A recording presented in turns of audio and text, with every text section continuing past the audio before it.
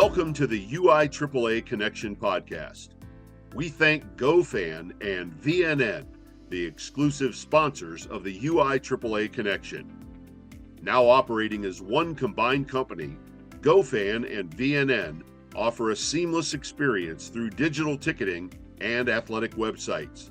They make it easy to direct fans to one central place for schedules, communication, and tickets for both home and away events. We appreciate GoFan and VNN for their continued support and exclusive sponsorship of the UIAAA Connection podcast. Welcome back to another edition of the UIAAA Connection. I'm your host, Mark Hutchhunter. Today we have as our special guest, Greg Van Cantfort, Certified Master Athletic Administrator, the former Director of Athletics at Kalani High School, and now recently retired. Welcome to the podcast, my friend. Thank you, Hutch. I'm happy to be here. You can tell that I'm retired by the smile on my face. Absolutely. Why don't you begin by having you share with our audience, both in the U.S. and internationally now, where you grew up, where you went to school, your first job, etc. Sure. I was born and raised in Bethesda, Maryland. I take that back. Wasn't actually raised. I'm the tail end of a military father who's a 28-year career. So I was actually born during the height of the Cuban Missile Crisis, for those of you that are history buffs. And actually, when my mom went into labor, my dad, who was in the Marine Corps, was working in the Pentagon. And so he had to take her to the hospital for my delivery. And she was waiting in the car, and he wasn't out there yet. And finally he came out, and she asked, where were you? I'm in labor. And he goes, sorry, I had to polish my shoes. I'll be damned if I walk into a Navy hospital with scuffed shoes. So he was a very, very hardcore Marine, which was much of my upbringing. But he retired when I was in third grade. So we moved to San Francisco, and that's where I call home, because that's where I grew up, graduated from elementary school and high school. Those were both Catholic schools that I attended. So much of my foundations in life has been wrapped around a Catholic upbringing. Sure. And I continued that on. I went to a Marianist high school in San Francisco called Archbishop Reardon High School. And my senior year, I walked by the career counselor's office, and I saw this Marianist brother in shorts and an aloha shirt. So I stuck my head in there, and he said, come on in. And he introduced me to Chaminade University of Honolulu, which is a small Marianist college here in Honolulu. So in 1981, I made my first trip ever to Hawaii. And 45 years later, I am still here. I graduated from Chaminade University in Honolulu with my bachelor's degree in education and history. Went on and received my master's degree in education foundations at the University of Hawaii at Manoa.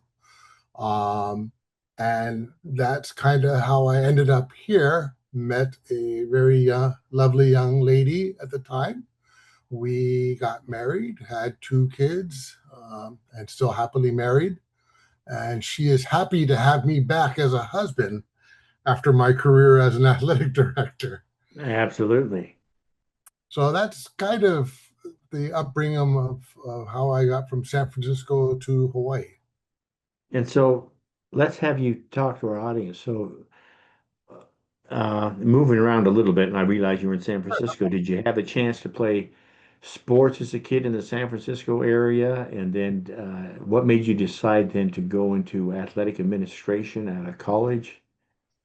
Yeah, this is actually a very interesting story. So I was walking, it was my 4th grade year, walking from my elementary school, which was 2 blocks from my house. So I had to actually walk through a park, and there was a soccer practice going off on the side. And I was kind of tall for my age.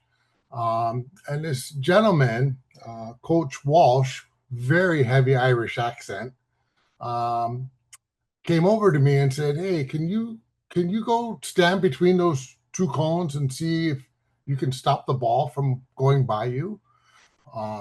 Okay, sure. I tried it, and that was actually the start of my career of playing soccer and my passion for the sport of soccer. People that know me, I am a very big soccer buff. Follow um, my European home team that I call it, the Belgian soccer national team. I follow the European English Premier League. Um, so I ended up playing soccer all the way through high school. I played some other sports in elementary school, baseball, basketball, but focused on soccer in high school. Um, when I went to Chaminade, um, soccer was still kind of in its infancy stage in Hawaii. So we started up a program there, a fledgling soccer program, that consisted of the colleges, local colleges here in Hawaii. So I played goalkeeper uh, through my collegiate years.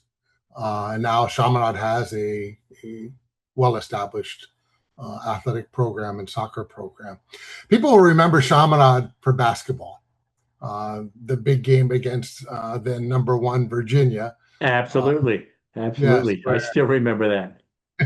where the I was at Chaminade at the time. I wasn't at the game, but that was a huge upset.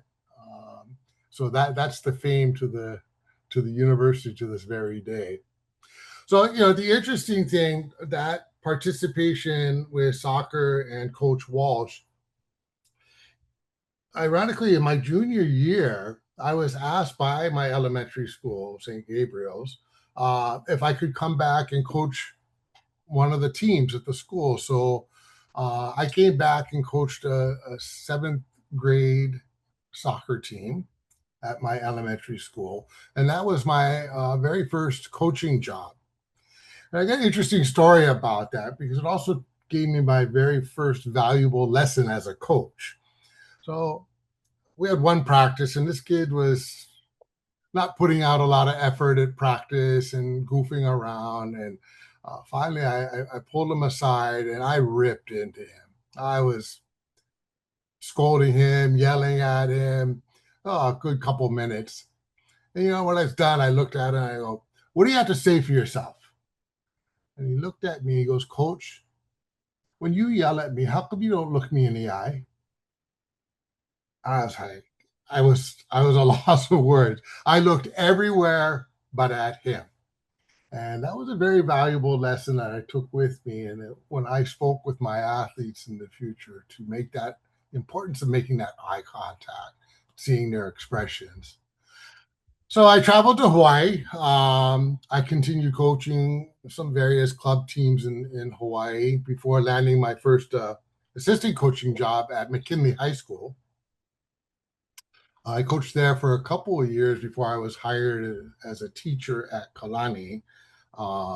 And, you know, they asked me to come on as an assistant coach there for soccer.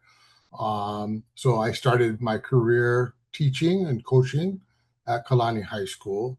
All told, about 30 years of coaching under my belt before I actually became athletic director at Kalani High School.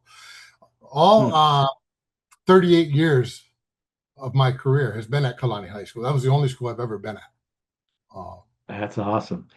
Allow me to ask you a follow-up. I'm fascinated by your answer. Your favorite soccer team is the Belgian national team. The reason I ask this, you'll find this interesting, is I was in Belgium not 2 weeks ago.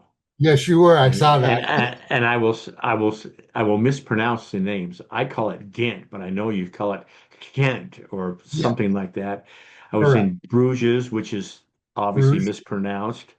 Bruges. We were in Brussels, Correct. and actually in Antwerp, where my first novel began, right, in the Antwerp train station. So my question to you is, how does a guy, basically a San Francisco kid, transplanted Hawaii, but his favorite team is the Belgian national team? So talk about that. Actually, I'm Belgian. My Okay. yeah, my on my father's side, I'm Well, half that would make sense. Band for sure. Okay. Cantfort, um, and the other half is Irish. So we were able to trace back our ancestry in Belgium, I believe, back to the early 1700s. Um, and there's some nobility within our family. I always joke around that if everybody of Belgian ancestry died but me, I would be next in line as King of Belgium, but I don't think that'll ever happen. But I do follow you, and I saw your pictures there in Belgium. It piqued my interest because I thought, wait, I don't think he's Belgian. You're not, No, right? Yeah. no, Uh, my grandson Isaac, my daughter Tiffany's son, returned from a mission for the LDS Church about 11 months ago, and he was in the Belgian Netherlands mission, Spanish speaking. So he spoke obviously English, he spoke Dutch, and uh-huh. obviously spoke Spanish. And so I went back with her family to visit some of the places that he had served in Antwerp and lived in Ghent, and then so then we made, I assume the biggest four of the cities in Belgium. Didn't quite get to Ostend, which I understand might be the fifth biggest city, but I'm not sure. But that, boy, what a beautiful country. Yes, and I'm actually quite jealous. I have not been yet, but as kind of my retirement gift to myself and my wife, we are planning to go to Belgium. We want to do the Christmas River Cruise, so that's what Okay, we're planning to do. So I'm not this year, but I think the following year we're planning that cruise. that's awesome. So let's get back on topic. So Greg, let's have you share with our audience the mentors and leaders you've had in your life, both as a young man and then professionally in the NIAAA that have been examples for you. That's a great question that you have, and my journey of life. I think everybody that I've come across, I can say, has been a mentor to me. I've learned valuable lessons from everybody, good and bad. Um, from my elders, my peers, even my players and students.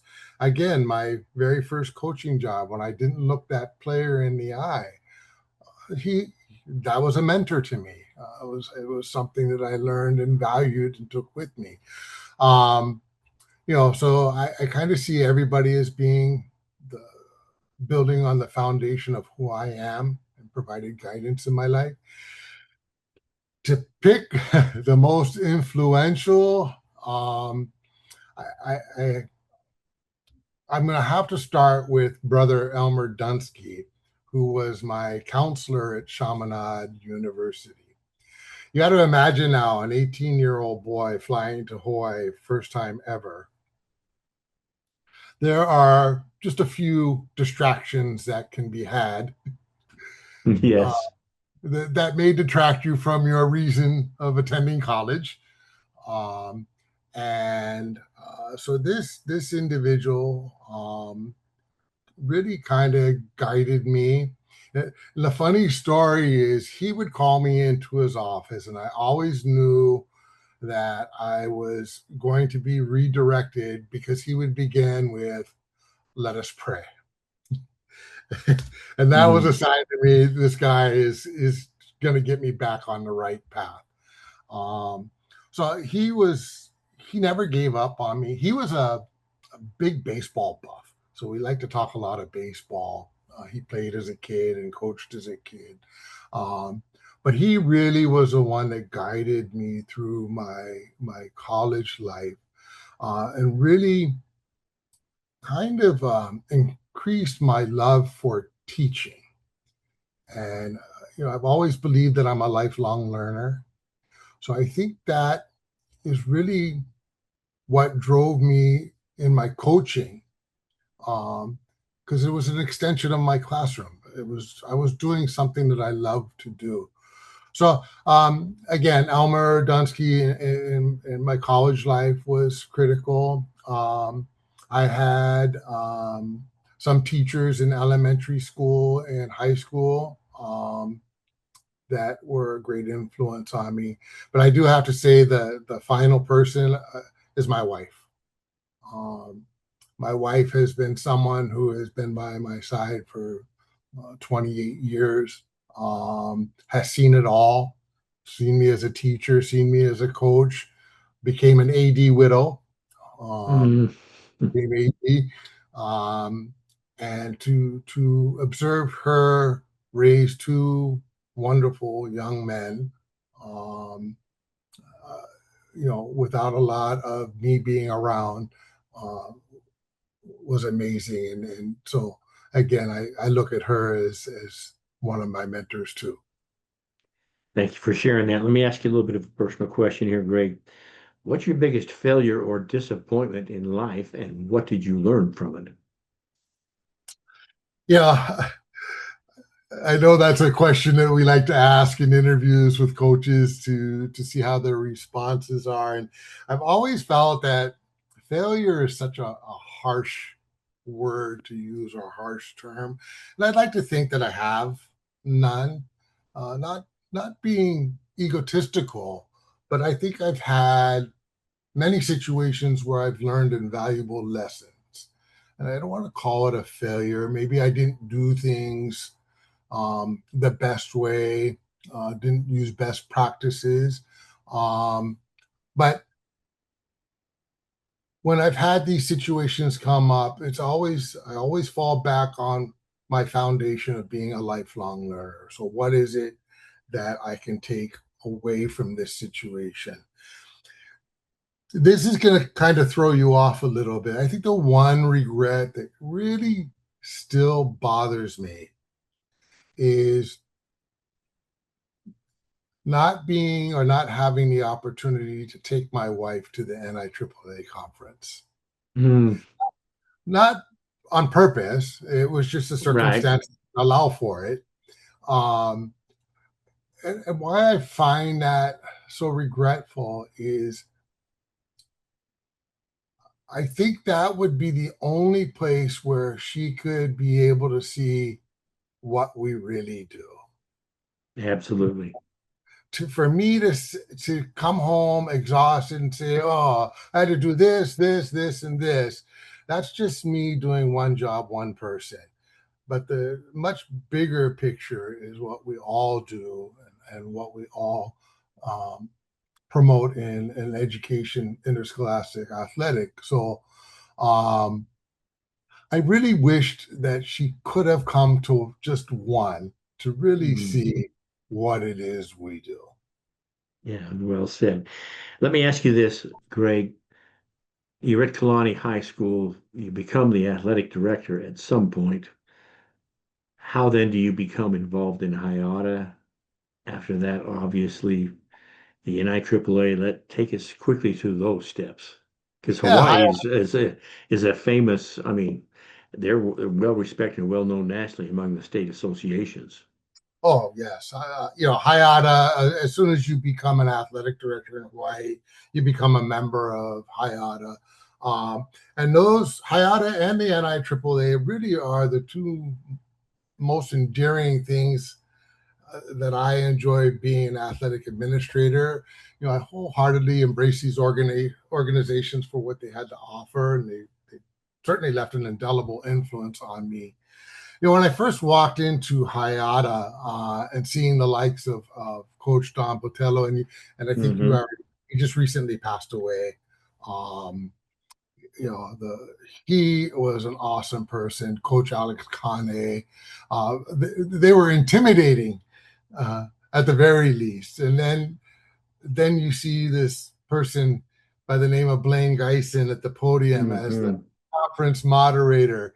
Inspired me. These individuals really inspired me to learn as much as I could to better myself and to find ways to give back as an AD. So with the support of Malamai and Neil Takamori, they all encouraged me to step up and take a greater role. I began to co-teach some LTC courses at the IAAA conference, and before you know it, Blaine Geisen approaches me. I just want to let you know I nominated you to be on the NIAAA Board as the Section 7 representative.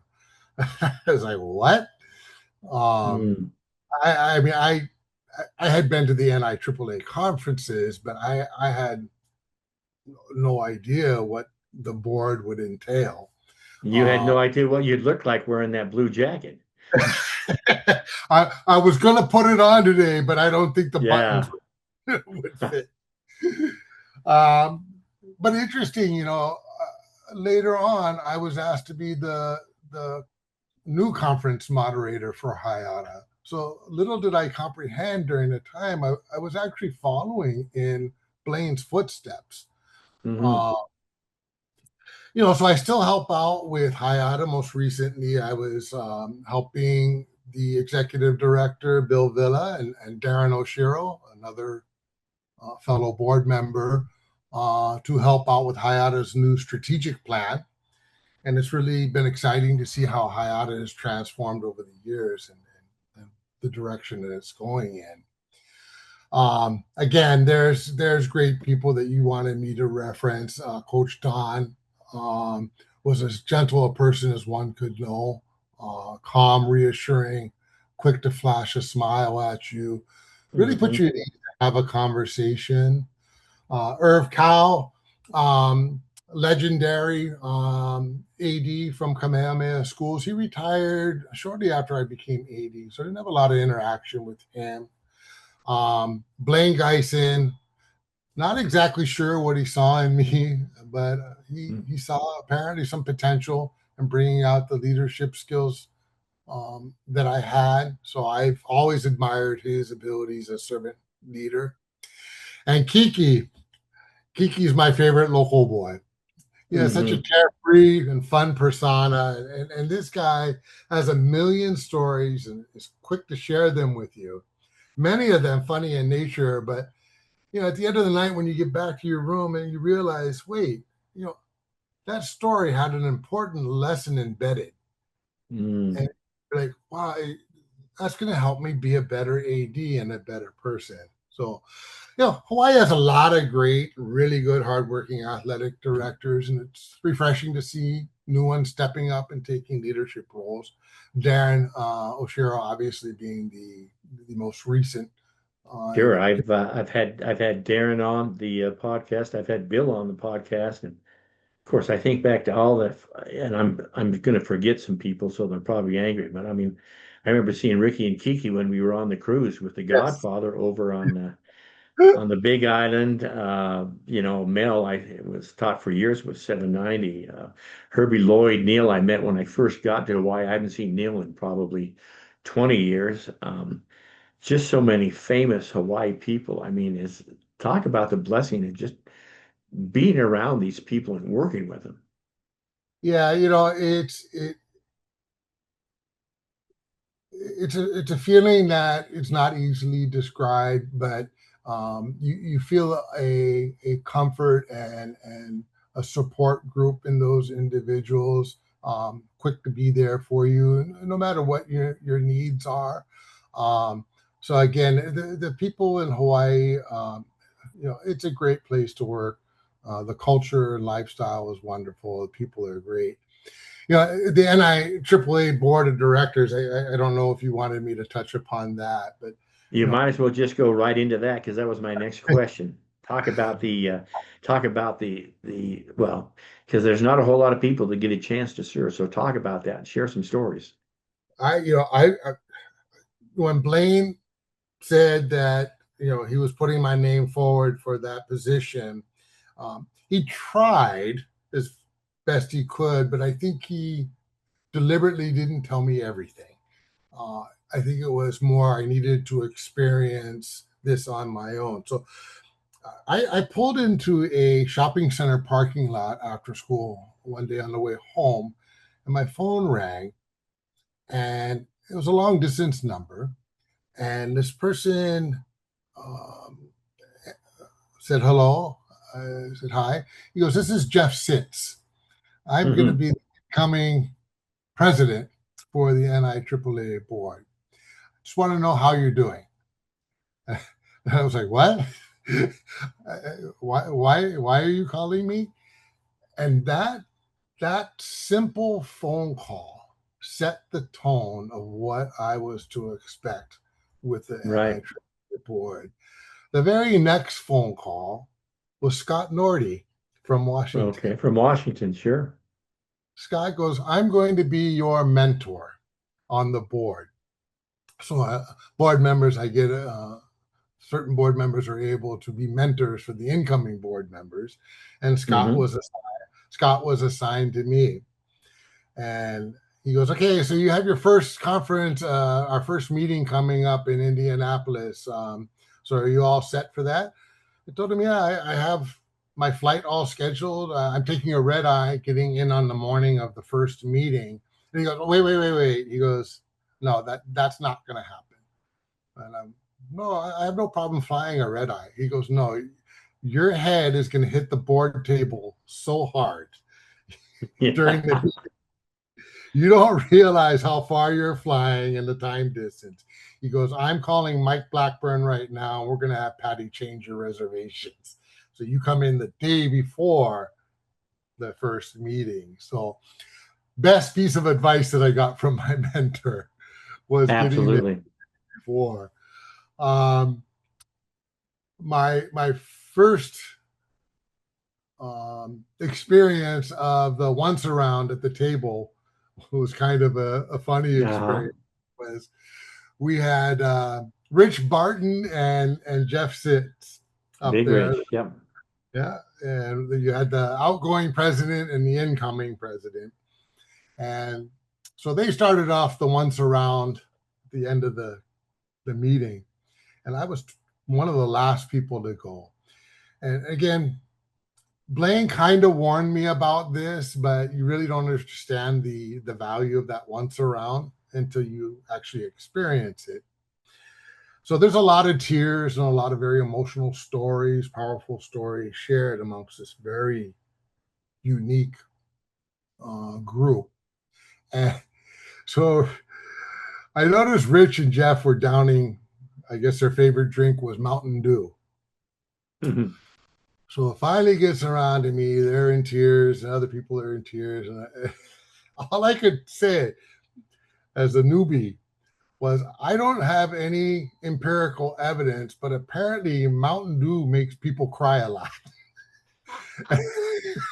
And everybody almost fell out of their chair laughing, because I think I couldn't understand what was going on. It was so emotional. But again, you had to be a member of the board, and you've experienced it. It's a very unique group, very close group. So I got to serve on the scholarship committee, and that was very important to me because being a teacher, I enjoyed seeing students putting their best forward. And God, there's some incredible athletes out there, very moving stories. And the one thing that I want to say is to kind of wrap this up. I asked when I was on the scholarship committee is when we select the scholars, the male and the female, can the scholarship committee at the national conference get a group photo with them? Because apparently that had never been done. And right. Johnny Johnson, Scott Nordy said, "Hey, that is a great idea." I mean, these were the time committee. We had 4 people on there. Got a chance to actually meet these individuals in person and get a picture with them. So that was something hopefully I left with them. That is awesome. Thanks for sharing that. Let's go back to before you were retired. What was the favorite part of your job, my friend? It's the kids. And it's working with the student athletes. It's the good kids who did everything you told them to do and excelled at what they did. It was the knuckleheads who gave you stress but managed to turn it around. It was a lonely kid who managed to get on a team and found a sense of belonging. It was a special needs kid who was able to put on a uniform and to participate in the game. It was that former player who came back and wanted to be a coach.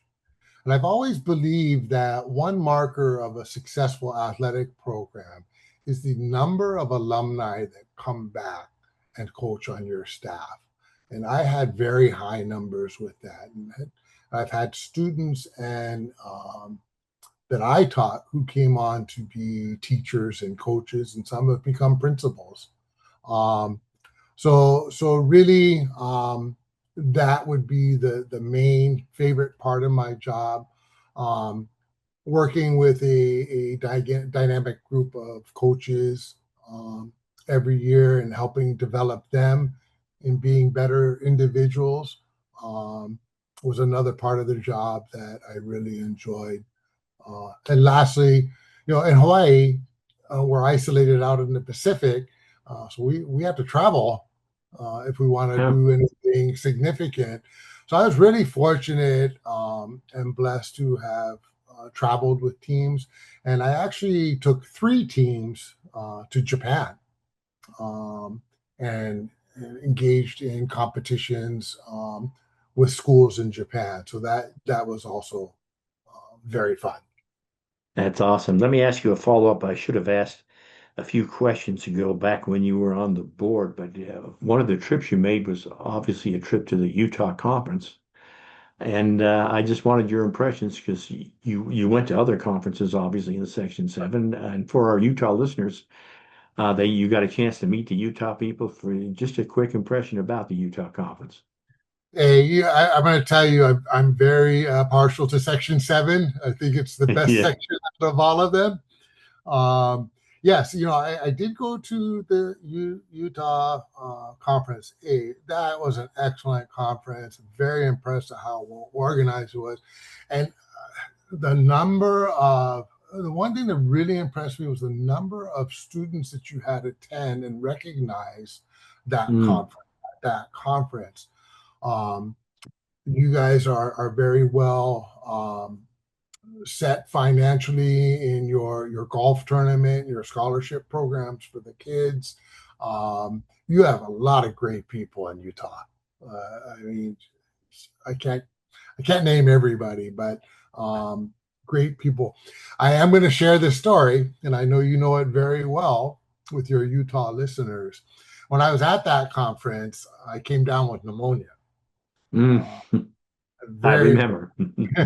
Very bad case of pneumonia, and I think I had missed probably the last day and a half of your conference, laid up in the hotel room. And I know that Rich Barton kept checking in on me to make sure I was okay, and I was able to get to a clinic and get some antibiotics. And Rich said, I need you to come down tomorrow morning. I know you're not feeling well. I need you to come down tomorrow morning, and we're going to pray over you. And, I have my, Roman Catholic upbringing, and any prayer I can get in any form, certainly appreciate. And I came down to the room, and there you were. And I believe your wife was there, and Rich and Sheila were there. And you folks laid your hands on me and prayed over me. And that's what it's about. That's really what it's about, what we do. And I firmly believe it's those prayers and my wife being on the phone from my drive from St. George to Las Vegas that got me home safely. So, Hutch, I really want to thank you and Rich and your Utah group for praying over me and making sure that I got well and got back safely. So kudos to your Utah Association. Well, thank you. I'm a I'm a big believer in prayer, and so that's a great story that you brought that up. So let me finish up with a couple of questions now. The first one being, you've got two suggestions for a brand new athletic administrator, and they need to follow Greg's suggestions in order to become a success. What would your two suggestions be? The one right off the top of my head was given to me by one of our Hawaii legendary athletic directors, Neil Takamori. When I first Hmm. became athletic director, he sat me down. Neil was a person of very few words, and but whatever he said managed to stick. And he leaned over to me and he said, "Do not let the job consume you." Didn't fully appreciate that at the time. But that is an important advice that I would share with others today. Do not let the job consume you. Yes, there are long hours. There are many events that you need to be at, um, but you also have a life, and being able to balance your personal life and your work life is critical. And if you can do that, it'll save you from burnout. The second thing I would share, something that I learned from the NIAAA conferences, is to take and share. It's being able to take ideas that people have, learn new things, but not hoard them, share them. There are people out there that may not have the knowledge or the background, but have similar circumstances, that you have something that can be successful and that they can use. And I guess those kind of two things is what in, got me to do a lot of teaching at the national conference with the 720 course. Uh, and Tony Diaz and Mike Garvey. So again, two things: don't let the job consume you, and to learn to take and learn to share. That's perfect. Great suggestions. Thanks so much for sharing. We'll finish with this. Greg, what question should I have asked you that I failed to ask? Uh, that one was the one that I couldn't come up with anything off the top of my head. Um, I just appreciate the fact that you've invited me to be part of your podcast. I think this is a great thing that you got going there. You got great people that come on this show. And again, I know one question I have for you is, why did you have Kiki go on before me? Um, That's tough to the follow. that the I think I had Kiki, but I think before Kiki I had Bill, but before Bill I had Darren. Never had a chance to have Coach Don on. Blaine's on my list, so I'm gonna call him to see if I can get him on. And it's just, I record these about every 6 to 8 weeks. I do a bunch at a time, load them up, blah, blah, blah. And I just look through my list and I got to make sure I get some Utah people on there, get some females on. And